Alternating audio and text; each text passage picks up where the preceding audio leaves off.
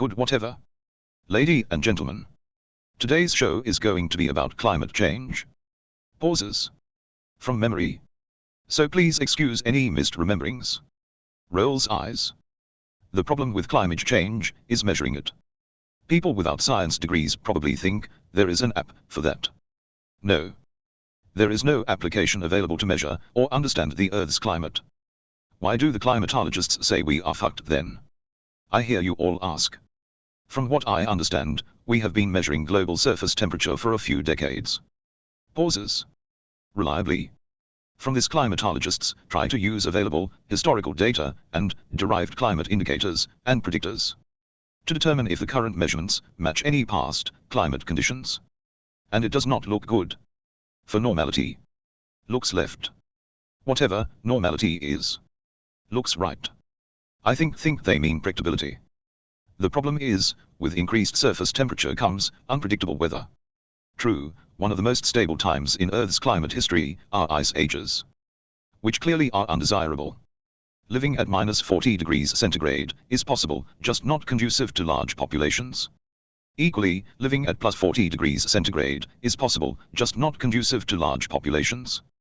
So, if we want to live in a world where animals exist in significant numbers, other than plankton, we should try to understand and alleviate the causes of an ever-increasing global surface temperature. Pauses. What is this global surface temperature, I hear you ask? The temperature is measured globally, at least daily, at the same time, using reliable instruments.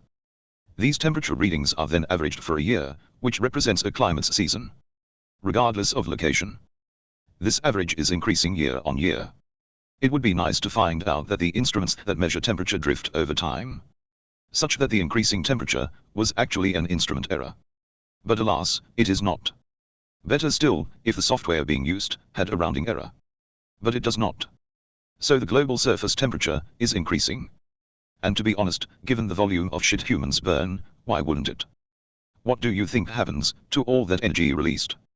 It is bad enough the sun is trying to cook the planet, without mankind adding to it. Pauses.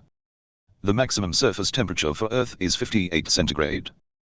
The minimum surface temperature is -89 centigrade. For Mars, it is from -125 centigrade to 20 centigrade.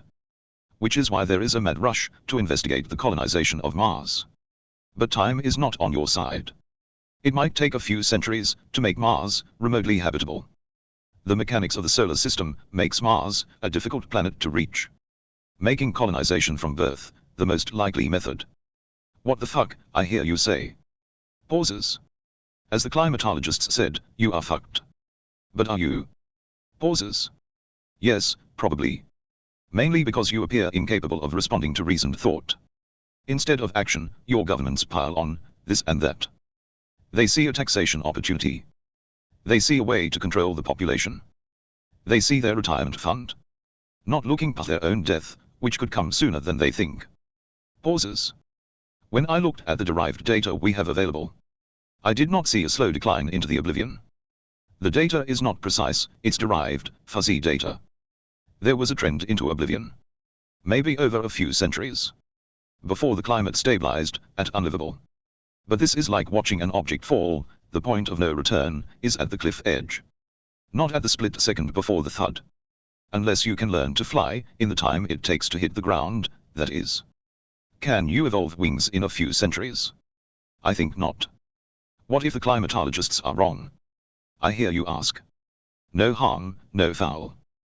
The worst case scenario for trying to go zero impact, which is not making things worse, is that you wasted time and effort in cleaning up your act. Like a person addicted to drink or drugs. I think this is what most people believe. Rather than thud.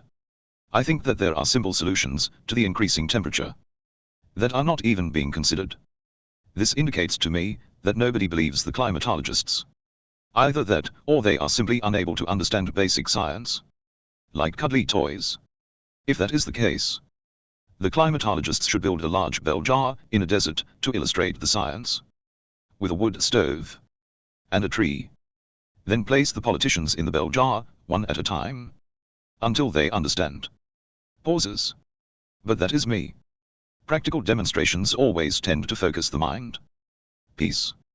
I am out of here. Word up.